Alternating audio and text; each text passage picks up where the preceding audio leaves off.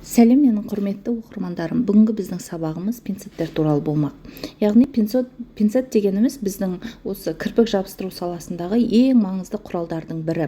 Себебі біз осы пинцетпен кірпіктің арасын ашамыз, осы пинцет арқылы кірпікті жабыстырамыз.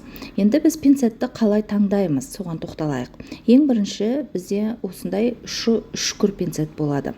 Яғни бұл ұшы үшкір пинцет бізде кірпіктің арасын ашуға және кірпікке ыңғайсыздық ету үшін осындай ұшы үшкір пинцет керек.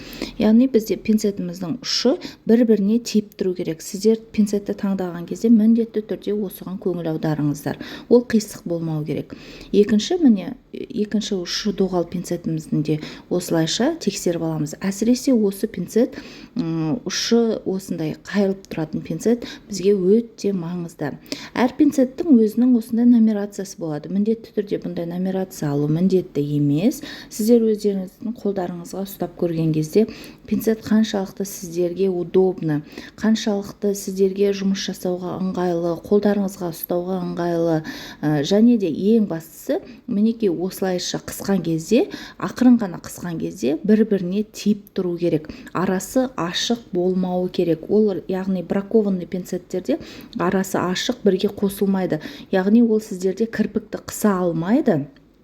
Сол қыса алмағаннан кейін сіздер кірпікті мүлдем жабыстыра алмай, ол дегенің сіздерге жұмыс жасаған кезде үлкен кедергісін келтіреді. Пинцеттің осындай түрлері болады. Мысалға, мына суретте көрсетілгендей, прямой пинцеттер, бұлар сізге кірпіктердің арасын ашуға арналған. Одан кейін топорик, крючок деді, изогнутый, L-тип, Z-тип, G-тип, бұлардың барлығы сіздерге, мына суретте көрсетілген пинцеттердің барлығы сіздерге кірпікті қысуға арналған. Яғни кірпікті біз пучок жасаймыз, 2D, 3D дегеніміз, олардың барлығы бізге пучок жасауға арналған осы кірпіктер. Енді осымен сабағымыз аяқталды. Егер де ұнап жатса, лайк басып, колокольчикті басып тіркеліп қойыңыздар.